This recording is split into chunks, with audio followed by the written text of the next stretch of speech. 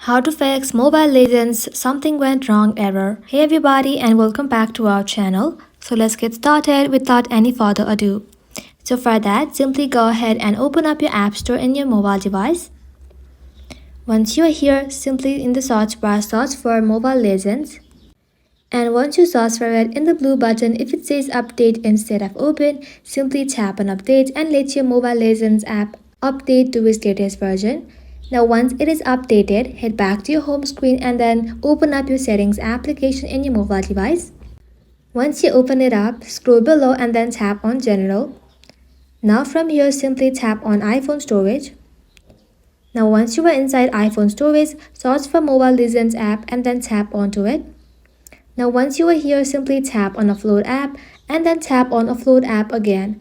Offloading the application will help you to free up the storage used by Mobile Legends app and will also help you to clear the cache.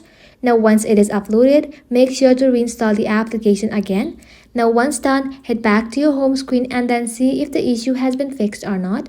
If not, restart your device and then you'll be good to go. And that is how you can do it, guys. Thank you all for watching the video till the very end and stay tuned until our next upload.